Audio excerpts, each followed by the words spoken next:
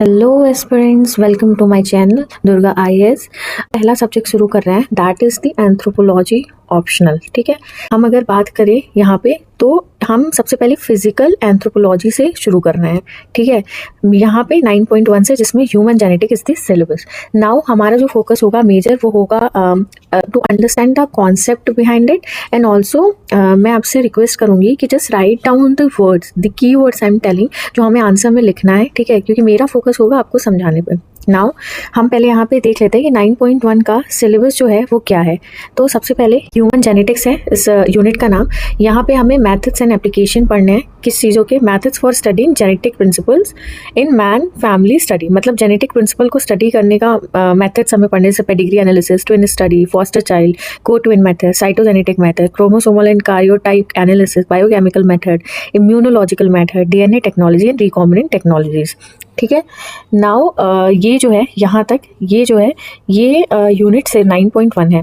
अब मैं जैसे भी आपको समझाऊंगी, जिस भी सीक्वेंस में जो भी कीवर्ड्स यूज़ करूंगी, वो इन सेल्फ एक मेंस कंप्लीट एक मेंस का आंसर राइटिंग फ्रेमवर्क है उस आंसर के लिए। जैसा कि अगर आपने कभी भी पीवाईक्यूज देखे होंगे एंथ्रोपोलॉजी के, तो उसमें आपने देखा होगा कि काफ़ी सारे क्वेश्चन रिपीट होते हैं। तो हमें ज़रूरी है कि हम हर एक यूनिट में, हर एक टॉपिक पे एक फ्रेमवर्क रेडी करें, सो डैट जब भी हमें आंसर लिखना हो हमारे मेंस में तो हम इसे तुरंत कॉपी पेस्ट कर दें वहाँ पे। और बाकी अगर कुछ करंट अफेयर में स्पेसिफिक आता है तो हम यहाँ पे ऐड ऑन कर लेंगे। ठीक है, तो by saying that let's start with the first topic, and also हर यूनिट के खत्म होने के बाद we will discuss our PYQ. Okay, so let's start with our first topic, that is pedigree analysis. ठीक है, नाम से ही पता चल रहा है कि यहाँ पे वर्ड एनालिसिस यूज हुआ है। एनालिसिस मतलब कि इट इज़ समथिंग जिसमें हम कुछ तो एनालाइज करने की कोशिश कर रहे हैं, समझने की, देखने की कोशिश कर रहे हैं। ठीक है, तो जब भी ये क्वेश्चन आए आपको सबसे पहले तो इंट्रो डालना है। ठीक है, इंट्रो में हम यही लिखेंगे कि ये जो एनालिसिस था, ये जो मेथड था, ये फर्स्ट किसने स्टडी किया था, किसने सजेस्ट किया था। तो इसे सजेस्ट किसने किया था? फ्रांसिस गैल्टन ने। His timeline was 1922 to 1911। अब आप इस टाइमलाइन को कैसे याद कर सकते हो? यहाँ पे देखिए 18 है, ये 19 है, तो 18, 19 एंड 22, 11। सो एक आगे जाना है, एक पीछे आना है, तो 18, 19, 11, 22। ठीक है, और हमने नाम क्या बोला? साइंटिस्ट का फ्रांसिस गैल्टन। ठीक है, तो इन्होंने इसे फर्स्ट सजेस्ट किया था। होता क्या है, ये स्टडी है ट्रेट्स के इनहेरिटेंस का। मतलब कुछ ट्रेट्स होते हैं कि किसी की आईज कैसी हैं, किसी के नोज कैसे हैं, ठीक है, कौन कितना इंटेलिजेंट है। तो ये जो ट्रेट्स होते हैं, इनका जो इनहेरिटेंस होता है from one generation to another, उसकी स्टडी है ये, which shows regular transmission from generation to generation. तो अगर हमें इसे वर्ड्स में लिखना हो तो हम कैसे लिखेंगे कि ये स्टडी है ऑफ इनहेरिटेंस ऑफ ट्रेड्स जो रेगुलर ट्रांसमिशन शो करती है from generation to generation.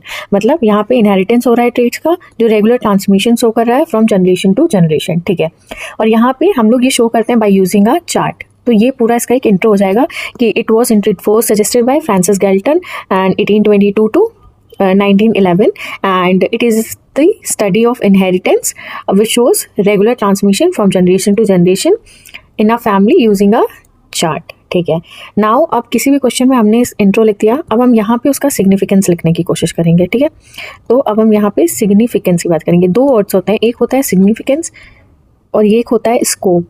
Scope में हम उसके फ्यूचरिस्टिक सिग्निफिकेंस की बात करें कि फ्यूचर में क्या इसका सिग्निफिकेंस है या कितना ये और एक्सपैंड हो सकता है, ऐसा कुछ। सिग्निफिकेंस हम उसकी प्रेजेंट इंपॉर्टेंस पे बात कर रहे हैं। ठीक है, अब आप खुद सोचिए कि ये एक ऐसा चार्ट है जिसके थ्रू हम देख रहे हैं कि ट्रेड्स का इनहेरिटेंस कैसे हो रहा है जनरेशन टू जनरेशन।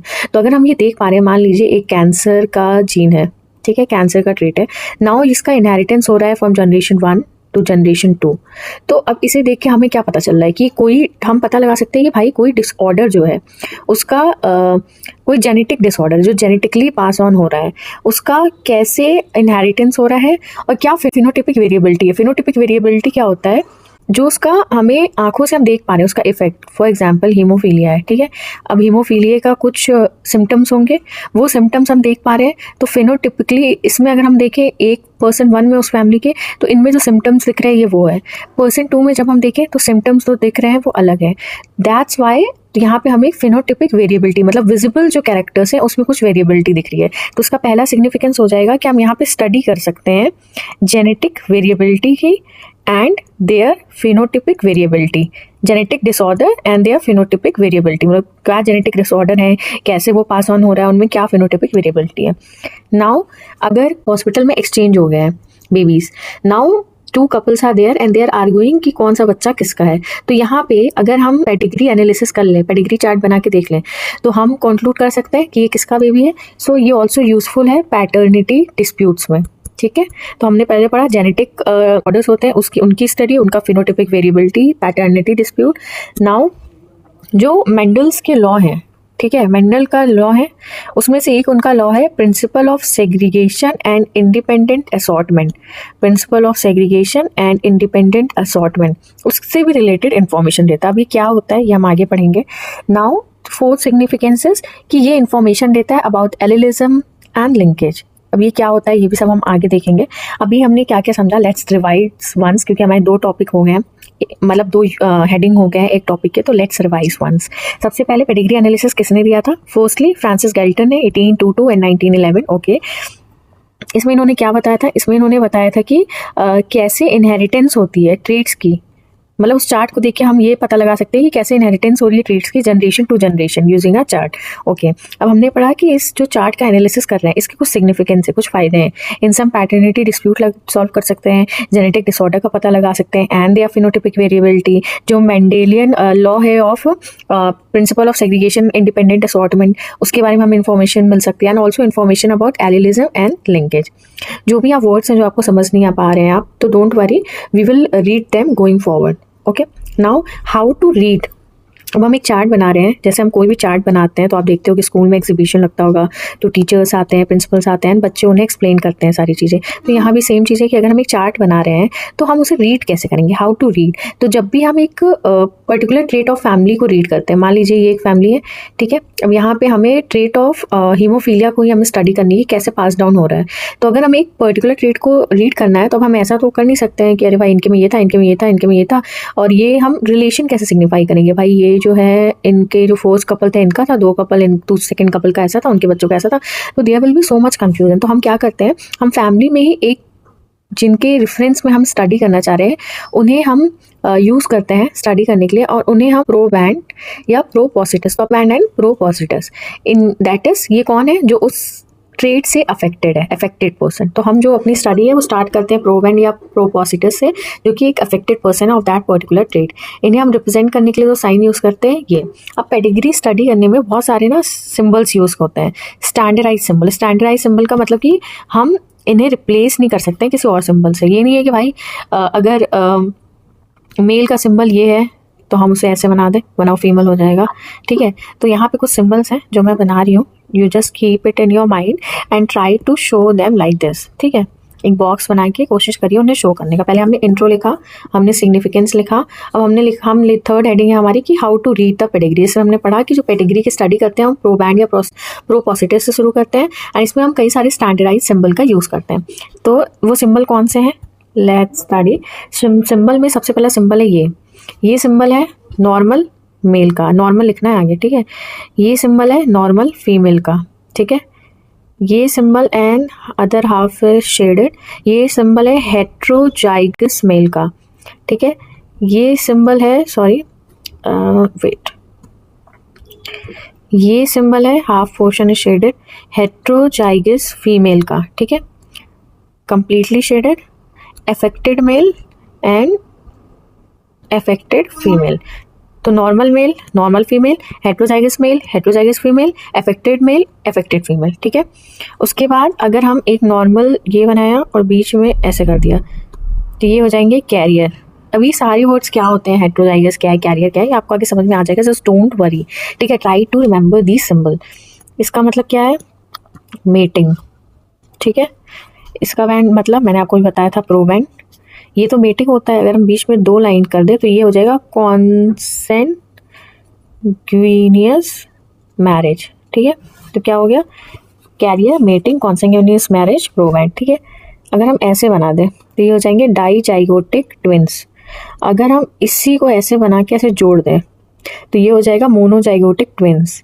अगर हम ऐसे बना के ऐसे करते तो ये हो जाएगा डेड। अगर हम ऐसे करके ऐसे ऐसे ऐसे कर दें तो ये हो जाएगा अनस्पेसिफाइड सेक्स, और अगर हम ऐसे करके ऐसे कर दें तो ये हो जाएगा स्टिल बॉर्न या डेड बॉर्न। ठीक है, ये हमने फर्स्ट पढ़ा इंट्रो। ओके, सेकंड हमने पढ़ा उसका सिग्निफिकेंस, जिसमें हमने 4 सिग्निफिकेंस पढ़े थे, क्या क्या, just try to remember. Third क्या पढ़ा, हमने एक पढ़ा कि हाउ टू रीड, जिसमें हमने प्रोबैंड और प्रोपोसिटिव जैसे कीवर्ड सीखे। हमने पढ़ा कि कुछ सिंबल्स यूज़ किए जाते हैं, उसमें हमने कुछ सिंबल्स पढ़ा। ट्राई टू रिकॉल कि ये सिंबल किसका था।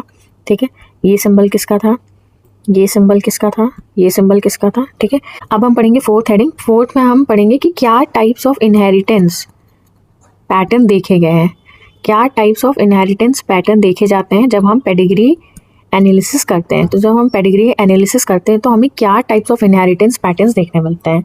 ठीक है, तो ये 2 तरीके से होते हैं, 2 टाइप के होते हैं। पहला होता है डोमिनेंस के बेसिस पे, डोमिनेंस के बेसिस पे, और दूसरा होता है लिंकेजेस के बेसिस पे। ये टर्म हमने ऊपर पढ़ी थी ना, मैंने बोला था हम आगे जाते जाएंगे तो पढ़ते जाएंगे। पहला होता है डोमिनेंस के बेसिस पे, दूसरा होता है लिंकेजेस के बेसिस पे। तो आप ड्राइविंग लाइसेंस याद रखो। ठीक है, डोमिनेंट एंड लिंकेजेस। डोमिनेंट में ये 2 होता है, एक होता है ऑटोसोमल डोमिनेंट और दूसरा होता है autosomal recessive. Autosomal dominant, autosomal recessive. ठीक है, लिंकेजेस में होता है X linked dominant, X linked recessive and Y linked. अब वाई लिंक्ड में रिसेसिव और डोमिनेंट क्यों नहीं होता है, ये I will tell you as we go forward. But यहाँ पे 2 टाइप से इनहेरिटेंस पैटर्न होते हैं, एक तो डोमिनेंस, एक लिंकेजेस। डोमिनेंस में autosomal dominant and autosomal recessive. Linkages में X link dominant, X link recessive और वाई लिंक। तो हम स्टार्ट करेंगे ऑटोसोमल डोमिनेंट से। हम ऑटोसोमल डोमिनेंट और ऑटोसोमल रिसेसिव पैरेलली देखेंगे, क्योंकि बहुत सारे ऐसे फीचर्स हैं ना जो कॉन्ट्राडिक्टरी हैं एक दूसरे के, तो आपको इजी होगा याद करने में। अब हम बात करते हैं कि डोमिनेंट कंडीशन वो होती है ना, मान लीजिए कि हम बात कर रहे हैं यहाँ पे आइस का ट्रेट है AA और AB, तो ये बना AA, ये बना AB, ये बना AA और ये बना AB। ठीक है, नाउ यहाँ पे जो B है वो डोमिनेंट ट्रेट है। डोमिनेंट ट्रेट होने का मतलब क्या होगा कि नो मैटर कि यहाँ पे इसकी ये सिंगल कॉपी है या डबल कॉपी है, ये अपने जो इसका ट्रेट होगा इसे कम्प्लीटली एक्सप्रेस करेगा इंटायरली। मान लीजिए ये ब्लू आइज़ है एंड ये रेड आइज़ है, तो इस कॉन्फ़िगरेशन में भी जो उनके चाइल्ड की जो आइज़ होंगी, वो जो उनके चाइल्ड की आइज़ होंगी वो ब्लू ही कलर की होंगी, ना कि रेड कलर की। क्यों? क्योंकि ये एक डोमिनेंट ट्रेट है and it doesn't need to be in a homozygous pair या homozygous condition to express itself. ये हेट्रोजाइगस कंडीशन में भी खुद को एक्सप्रेस कर सकते हैं। हेट्रो मतलब different. If there are 2 different traits in one pair तो हम इसे बोलेंगे हेट्रो। अगर सेम है AA तो हम इसे बोलेंगे होमो। ठीक है, नाउ मैंने आपको कीवर्ड एक्सप्लेन किया। ठीक है, अब अगर वहीं पे हम इस कंडीशन में, अगर हम इस कंडीशन में यहाँ पे A को देखें तो A जो हो जाएगा वो हो जाएगा रिसेसिव कंडीशन, क्योंकि ये खुद को एक्सप्रेस नहीं कर पा रहा है if there is the presence of dominant in heterozygous condition. ठीक है, नाउ तो इसका जो ऑटोसोमल डोमिनेंट का पहला फीचर ही यही है कि dominant condition are expressed in individual who have just 1 copy of the mutant allele. ठीक है, इट डजंट मैटर कि इट डजंट रिक्वायर कि उसमें 2 कॉपी हो म्यूटेंट एलेल के। इसमें अगर 1 कॉपी भी है म्यूटेंट एलेल का तो भी ये खुद को एक्सप्रेस करेगा। तो डोमिनेंट कंडीशन ऐसी होती है जहाँ पे इंडिविजुअल जिनमें म्यूटेंट एलेल का सिर्फ एक ही कॉपी है तब भी वो खुद को एक्सप्रेस करेंगे। इसको हम ऐसे लिख सकते हैं कि ऑटोसोमल डोमिनेंट एक ऐसा इनहेरिटेंस पैटर्न है जो ईदर हेट्रोजाइगस कंडीशन हो या होमोजाइगस कंडीशन हो, दोनों में ही एक्सप्रेस होता है। ठीक है, हम ऑटोसोमल रिसेसिव की बात करें तो ये सिर्फ होमोजाइगस कंडीशन में ही एक्सप्रेस होगा। ठीक है, दूसरी फीचर क्या है इसका कि एक vertical pattern of inheritance show करता है। ठीक है, वर्टिकल पैटर्न ऑफ इनहेरिटेंस। दूसरा क्या है यहाँ पे कि ये वर्टिकल नहीं horizontal pattern of inheritance show करेगा। ठीक है, तीसरे की बात करें तो इस जनरेशन में क्योंकि ये डोमिनेंट हेट्रोजाइगस फॉर्म में भी इनहेरिट हो सकता है, तो अगर यहाँ पे ये एक फैमिली चार्ट है, एक पेडिग्री एनालिसिस हम करने की कोशिश कर रहे हैं यहाँ पे ऑटोसोमल डोमिनेंट पैटर्न के इनहेरिटेंस की, तो आई होप कि मैंने आपको सारे सिम्बल्स अच्छे से समझाया, तो आपको ये चार्ट भी अच्छे से समझ में आ रहा होगा। ठीक है, ओके। सो बेसिकली क्या है कि यहाँ पे ये मदर फादर थे, तो इसमें जो फादर थे ना वो अफेक्टेड थे, ठीक है, अफेक्टेड पर्सन थे इस ट्रेट से, ठीक है। तो यहाँ पे फादर से ये इनके एक सन में और इनकी एक बेटी में आया, एंड देन अनदर डॉटर, और एक डॉटर, ये जो डॉटर से इनके सन में और इनकी डॉटर ने फिर फर्दर इनहेरिट किया। तो यहाँ पे आप एक पैटर्न देख रहे होंगे कि एक भी जनरेशन स्किप नहीं हुआ है, एक भी जनरेशन का स्किप नहीं है। तो यहाँ का फीचर क्या होगा कि नो स्किपिंग ऑफ जनरेशन, ठीक है। यहाँ पे क्या होगा रिसेसिव वाले में कि जनरेशन स्किप होगा। मान लीजिए ये हेटेरोजाइगस कंडीशन में है, ठीक है। नाउ यहाँ से इनके पास एक ट्रेट था एक्स, मान लेते हैं इनके पास एक ट्रेट था एक्स। अब इन दोनों में ही वो चीज़ अफेक्टेड थी, बट ये रिसेसिव फॉर्म में थी, तो यहाँ पे तो वो एक्सप्रेस नहीं हो पाई। लेकिन जब वो नीचे आए, तो जब हम सेकेंड जनरेशन में आए तो इनकी बेटी में ये दोनों ट्रेट्स इकट्ठा आ गए और यहाँ पे एक्सप्रेशन हो गया इस चीज़ का। लेकिन फर्दर जब हम थर्ड जनरेशन में आए तो यहाँ पे एक्सप्रेस नहीं हुआ, यहाँ से फिर से ये हेटेरोजाइगस कंडीशन में चला गया। तो यहाँ पे हमने क्या देखा कि स्किपिंग ऑफ जनरेशन है, ठीक है। अगर आपको कंफ्यूजन हो रही है फीचर्स में तो जस्ट डोंट वरी, लास्ट में हम एक रिवाइज करेंगे इस टॉपिक को कम्प्लीटली, तो वहाँ पे आपको सब कुछ क्लियर हो जाएगा, ठीक है। अगला है कि यहाँ पे कोई भी कैरियर नहीं होगा। भाई कैरियर कैसे हो सकता है, कैरियर तो वहाँ होता है ना जहाँ स्किपिंग ऑफ जनरेशन होता है, यहाँ तो कैरियर है ही नहीं, कोई हेटेरोजाइगस कंडीशन है ही नहीं, तो यहाँ तो स्किपिंग ऑफ जनरेशन होगा ही नहीं, ठीक है। तो यहाँ पे कैरियर नहीं होगा, यहाँ पे होगा, ठीक है। अब यहाँ पे देखिए एक फीचर कि ब्लू वाला पहले देखिए कि हर एक डिजीज़ जो इंडिविजुअल है उनके कोई ना कोई डिजीज़ पेरेंट होंगे, एक या दूसरे। अगर हम यहाँ पे रिसेसिव की बात करें तो ज़रूरी नहीं है कि हर एक डिजीज़ इंडिविजुअल के डिजीज़ पेरेंट हो ही हो, ठीक है। हम दोनों में एग्जाम्पल देख लेते हैं। डोमिनेंट वाले का एग्जाम्पल है Huntington's disease and osteogenesis imperfecta, ठीक है। यहाँ का इसको आप याद रख सकते हो से, हो लैंग्वेज होती है ना, हो इज़ अ ट्राइबल लैंग्वेज। ये यूपीएससी प्रीलिम्स में भी इस लैंग्वेज पे एक बार क्वेश्चन पूछा जा चुका है। So Huntington's disease and osteogenesis imperfecta, यहाँ पे आप याद रखिए cap, cystic fibrosis, albinism, phenyl ketonuria. तो क्या क्या हमने पढ़ा, हंटिंगटन्स डिजीज, ऑस्टियोजेनेसिस इम्परफेक्टा, हो, cap, cystic fibrosis, albinism, phenyl ketonuria, ठीक है। नाउ हम पढ़ेंगे हमारे जो फर्दर टाइप है, that is X link linkage से जुड़े, X link dominant and X link recessive. अब इसमें भी वही जैसे ऊपर हमने डिफरेंस पढ़ा, इसमें भी वैसी कुछ डिफरेंस है। सबसे पहले ना इस टर्म से ही समझते हैं, एक्स लिंक्ड है मतलब यहाँ पे जो भी हम कंडीशंस देखेंगे, जो भी म्यूटेशंस हम देखेंगे वो एक्स क्रोमोसोम पे होगी, ठीक है। ऑल्सो यहाँ पे भी एक्स क्रोमोसोम पे होगी, ना कि वाई पे, ठीक है। यहाँ पे स्किपिंग ऑफ जनरेशन नहीं होगा। अब ऊपर जो हमने ऑटोसोमल डोमिनेंट और ऑटोसोमल रिसेसिव पढ़ा है ना, उसी से हम जो फीचर्स हैं वो मैप करने की कोशिश करते हैं डोमिनेंट और रिसेसिव की। यहाँ पे क्या है, एक्स लिंक डोमिनेंट है, तो यहाँ पे डोमिनेंट है तो क्या स्किपिंग ऑफ जनरेशन होगी, नहीं। क्या यहाँ होगी, हाँ होगी। क्या यहाँ कैरियर्स होंगे, नहीं। क्या यहाँ कैरियर्स होंगे, हाँ बिल्कुल होंगे, ठीक है। हम यहाँ देखें तो अगर ये जो डिजीज़ है ये फादर साइड से इनहेरिट हो रही है, फादर साइड से इनहेरिट हो रही है, तो it will be inherited only by the daughters, ठीक है। लेकिन अगर डॉटर के साइड से हो रही है, सन और डॉटर दोनों को जाएगी। ऐसा क्यों है, क्योंकि फादर के पास एक्स वाई है, मदर के पास एक्स एक्स है, ठीक है। जब इसमें फर्टिलाइजेशन होगा तो जो गैमेट्स फॉर्म होंगे वो होंगे X X, X X, X Y and X Y, ठीक है। ये फीमेल है, ये फीमेल है। अब ये वाला जो एक्स है ये अफेक्टेड एक्स है, ठीक है। तो और ये डोमिनेंट है, ठीक है। अब ये एक्स आया यहाँ, ये एक्स आया यहाँ, तो मेल के पास तो एक ही एक्स है ना। यहाँ पे जो एक्स आएगा मेल में, जो मेल सन में जो एक्स आएगा वो तो मदर से आ रहा है ना, लेकिन जो फीमेल में एक्स है वो एक फादर से आ रहा है एक मदर से। इसीलिए डोमिनेंट केस में अगर फादर से आ रहा है तो नहीं एक्सप्रेस होगा, लेकिन अगर मदर से आ रहा है तो सन और डॉटर दोनों में इक्वली एक्सप्रेस होगा, ठीक है। अगर हम बात करें इधर की तो यहाँ पे हमें एक सेक्स बायस देखने मिल रहा है। इस कंडीशन में, डोमिनेंट वाली कंडीशन में हमें एक सेक्स बायस देखने के मिल रहा है कि मेल और फीमेल के लिए एक अलग पैटर्न है, ठीक है। अगर अब हम बात करें इधर इसकी एक्स लिंक रिसेसिव की, तो यहाँ पे पहली बात तो हमें स्किपिंग ऑफ जनरेशन देखने मिलेगा, यहाँ पे कैरियर्स भी होंगे, ठीक है। यहाँ पे हमें हाँ एक चीज़ है कि डोमिनेंट में ज़रूरी है, मतलब इट will be there कि disease child will definitely have a disease parent, but this is not the condition with X-linked recessive, ठीक है। अब carrier present however only females, मतलब यहाँ पे जो फीमेल्स ही सिर्फ कैरियर्स होंगी, मेल नहीं होंगे, ठीक है।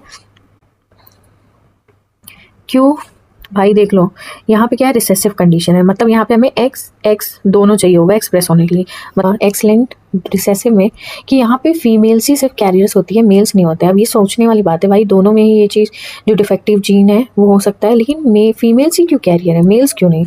मान लीजिए एक्स, ये फीमेल के क्रोमोसोम है एक्स और एक्स, ये डिफेक्टिव है स्मॉल एक्स, मेल में है स्मॉल एक्स और वाई, तो दोनों में ये रिसेसिव फॉर्म है, तो ये डिफेक्ट मतलब ये कैरियर क्यों नहीं है। ये कैरियर इसलिए नहीं है क्योंकि इस केस में जब यहाँ पे एक एक्स डिफेक्टिव है तो जो अनदर एक्स है वो कंपनसेट करेगा डिफेक्टिव वाले के लिए, लेकिन यहाँ पे अनदर एक्स है ही नहीं कंपनसेट करने के लिए, तो यहाँ पे जो डिजीज़ है वो एक्सप्रेस होगी।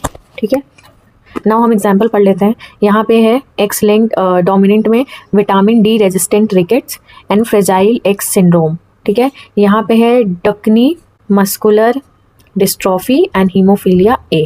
ठीक है, इसका चार्ट मैं आपको बना के दिखा देती हूँ।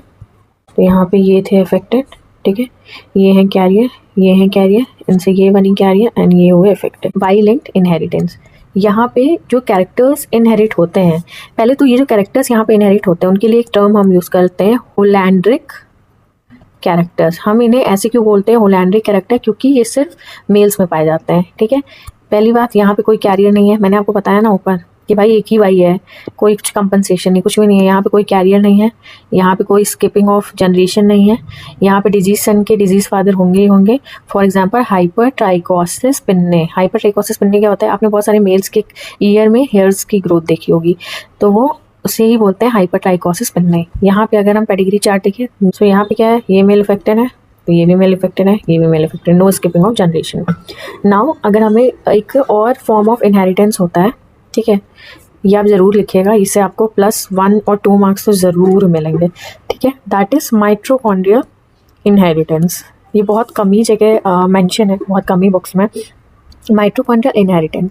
इसमें आपको इफ़ यू नो, आपने साइंस एंड टेक प्री के लिए पढ़ा होगा तो आपको पता होगा कि जो फीमेल का जो गैमेट होता है, एग होता है, ठीक है, फीमेल के एग में और ये मेल का वो है स्पर्म। ठीक है, अब फीमेल के जो एग में ना न्यूक्लियस होगा, बाकी सारी चीज़ें होंगी, सारे ऑर्गेनल्स होंगे, गोल्गी एपीचस हो गया, लाइसोसोम, माइटोकॉन्ड्रिया, एवरीथिंग। वैसे ही मेल में भी होगा, एक न्यूक्लियस हो गया और बाकी सारे ऑर्गन।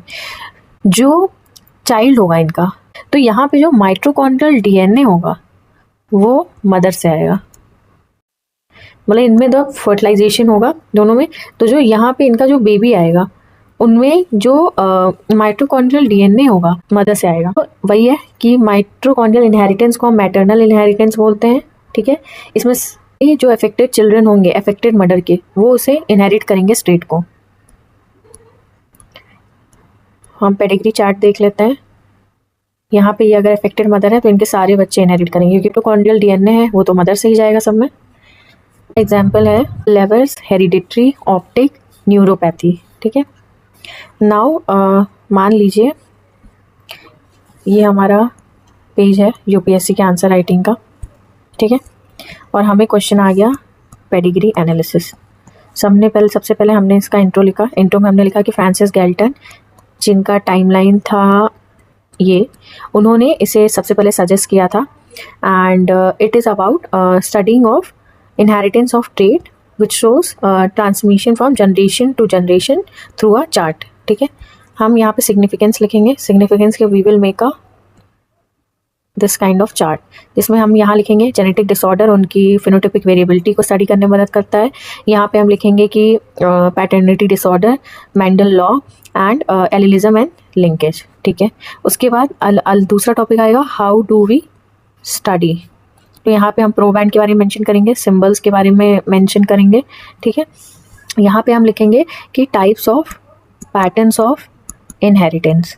यहाँ पे हम इसको ऐसे बनाएंगे, डोमिनेंट, लिंकेज, या रादर यहाँ बनाने की जगह what we will do, we will just make it inside, dominance, linkage, dominant recessive, dominant ये autosomal dominant, autosomal recessive, X linked dominant recessive and Y linked. ठीक है, जस्ट मेंशन हियर फिगर 1। ठीक है, यहाँ पे सबसे पहले हम लिखेंगे autosomal dominant, autosomal recessive. Auto यहाँ पे लिखेंगे भाई, यहाँ स्किपिंग ऑफ जनरेशन नहीं होती, यहाँ होती है, यहाँ पे कैरियर्स नहीं होते हैं, यहाँ पे होते हैं। ये हेट्रोजाइगस होमोजाइगस कंडीशन दोनों में ही एक्सप्रेस होती है, ये सिर्फ होमोजाइगस कंडीशन में एक्सप्रेस होती है। इसका एग्जाम्पल हमने पढ़ा था हो में हो जाएगा Huntington's disease and osteogenesis imperfecta. यहाँ पे हमने पढ़ा था caps, cystic fibrosis, albinism and phenylketonuria. यहाँ पे हम एक चार्ट बना देंगे दोनों का दिखाते हुए, वर्टिकल इनहेरिटेंस पैटर्न, हॉरिजॉन्टल। यहाँ पे हम लिख देंगे इतना हमने किया। उसके बाद we will make another 3 column जहाँ पे एक्स लिंक और एक्स लिंक रिसेसिव और वाई लिंक। आप चाहो तो वाई लिंक को अलग से भी लिख सकते हो। यहाँ पे क्या लिखेंगे हम कि भाई यहाँ पे एक्स क्रोमोसोम पे डिजीज हो रही है, यहाँ वाई, यहाँ कैरियर्स, यहाँ स्किपिंग ऑफ जनरेशन नहीं होती, यहाँ होती है, यहाँ पे नहीं होती है, यहाँ कैरियर्स नहीं होते हैं, यहाँ होते हैं सिर्फ फीमेल, यहाँ नहीं होते हैं। ठीक है, और बाकी चीज़ें मैंने जो आपको बताई। यहाँ पे एग्जाम्पल लिख देंगे, vitamin D resistant, fragile X syndrome, Duchenne muscular dystrophy, haemophilia in hypertrichosis, pinnae. यहाँ पे हम चार्ट बना देंगे। अगर अब 10 मार्क्स का है तो आपको ये सब सिग्निफिकेंस छोटे में लिख दो, साइड में इतना बड़ा बॉक्स बना के थोड़ा सा ऐसे करके लिख दो, एंड बाकी ये चीज़ कवर करो। इसमें भी कीवर्ड्स लिखने की कोशिश करो, बड़े बड़े सेंटेंस मत लिखो। अगर ये 15 मार्क्स का है ना, आपको 3 पेजेस में लिखना है, तब तो try to mention each and every point which I have told you now. यहाँ पे माइटोकॉन्ड्रियल इनहेरिटेंस लिखो। यहाँ पे एक साइड में ना केस स्टडी लिखो। केस स्टडी में क्या लिखना है आपको, सिकल सेल एनीमिया की स्टडी हुई थी सेंट्रल इंडिया में। उसमें पाया गया कि जो ट्राइब्स हैं, गोंड ट्राइब्स, भेल ट्राइब्स एंड बाइगा ट्राइब्स, उनका पेडिग्री एनालिसिस किया गया, विच हेल्प आइडेंटिफाइड कि कौन कैरियर्स हैं एंड कौन अफेक्टेड हैं, and this supported national mission on sickle cell anaemia का एलिमिनेशन पे। जिस यहाँ पे एक कंक्लूजन लिख देना है। कंक्लूजन में हम लिखेंगे कि भाई due to its relevance pedigree analysis का ह्यूज एप्लीकेशन है जेनेटिक काउंसलिंग में, जेनेटिक थेरेपी में, पब्लिक हेल्थ एंथ्रोपोलॉजी में, पब्लिक हेल्थ प्लानिंग में, एंड वी विल। तो थैंक यू। आई होप आपको ये टॉपिक, ये जो बिहाइंड का कॉन्सेप्ट है वो समझ में आएगा। मैंने आपको ऑलमोस्ट एक आंसर लिखने के फॉर्म में सारा कुछ बताया।